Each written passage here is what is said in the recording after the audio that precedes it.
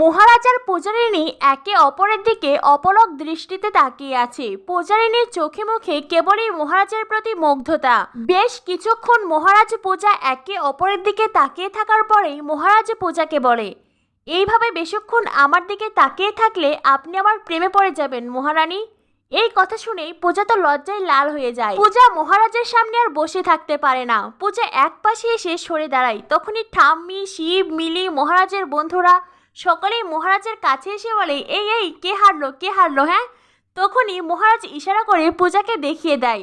ঠাম্মি বলেন, তুই হেরেছিস। আর এদিকে পূজা তো লজ্জায় ঠাম্মি মহারাজ ওদের দিকে তাকাতেই পারছে না। মহারাজ তখন পূজার দিকে তাকিয়ে মনে মনে ভাবতে থাকে, আপনি আমার প্রেমে পড়বেন না পূজারিণী, আপনি আমাকে মন দিলে শুধু শুধু কষ্টই পাবেন। এদিকে ঠাম্মি তখন পূজার মহারাজের দিকে তাকিয়ে ভাবতে থাকেন, এই মহারাজের সাথে আমি মহারানীকে মেলাবই। এদিকে দেখা যায় পূর্ণিমা তো বেশ অস্থির হয়ে উঠেছে। কাল থেকে কাউকে সে ফোনে পাচ্ছে না, বাড়িতেও কারো আসার নাম নেই। পূর্ণিমা ঠাম্মির গ্রামের বাড়িতে কল করে। তখনই ঠাম্মি ফোন রিসিভ করলেই পূর্ণিমা কোনো কথা বলে না, ফোন রেখে দেয়।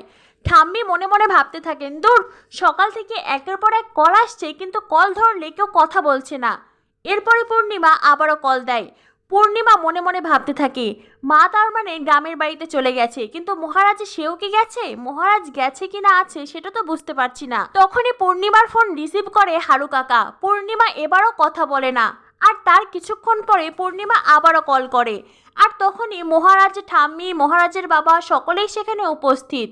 ঠাম্মি বলেন, কি এক সমস্যা বলতো, সেই সকাল থেকে কল করছে আর ফোন রিসিভ করলে কেউ কথা বলছে না। মহারাজ বলে, এইটা পূর্ণিমা মুখার্জি ছাড়া অন্য কেউ হতে পারে না, দাঁড়াও আমি দেখছি। এই বলে মহারাজ ফোন রিসিভ করে।